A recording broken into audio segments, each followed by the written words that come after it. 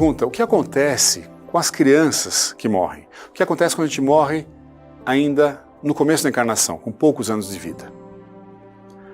Bom, uma criança que morre, o que é? É um espírito. Assim como um idoso que morre, é um espírito. Um jovem que morre, um adulto que morre, todos somos espíritos. Aquela criança é um espírito que temporariamente está agindo como criança. O processo de encarne se inicia a hora que o óvulo e o espermatozoide se juntam. Quando há a fecundação do óvulo e o ovo começa a se multiplicar, ali já naquele exato instante há um espírito ligado naquela bolinha de carne que começa a se multiplicar. A partir dali o encarne vai mais ou menos até os 7 anos de idade. Por isso que criança pequenininha dorme muito, está mais no plano espiritual do que no plano encarnado. Por isso que criança pequena frequentemente conversa com outro espírito, é um amiguinho invisível. É um espírito que ele está vendo ali, que ainda está muito no plano espiritual. A partir dos 7 já meio que calça, meio que encarna de vez. Até os 14, 15, 16, até a adolescência ainda é um momento bom de coordenar esse espírito para que ele tenha uma vida melhor, né? Orientá-lo, sobretudo nessa fase até os 14, 15 anos de idade. Mas enfim, se a criança morre, se o espírito morre enquanto ainda criança,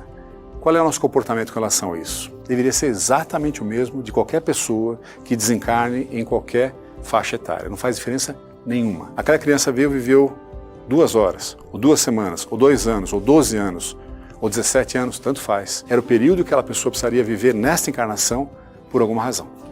O que o Espiritismo diz é que frequentemente aquela vida curtinha foi uma prova para os pais, uma experiência duríssima que os pais, sobretudo os pais, os avós, os tios, os primos, todo mundo, os irmãos, mas sobretudo os pais precisariam viver. Por que é que eles precisariam viver aquilo?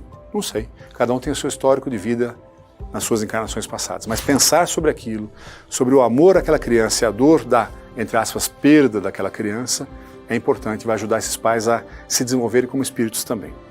E esse espírito que estava como criança quando desencarna, o que acontece? É um espírito criança? Não existe espírito criança, existe espírito. Mas frequentemente na casa espírita, esse espírito vai se comunicar com uma criancinha, vai falar, ô tio, vai falar como criança, um tati-bitate como criança. Não precisa, não precisa. Quando ele retoma a sua vida real, que é a vida do espírito, ele é um espírito.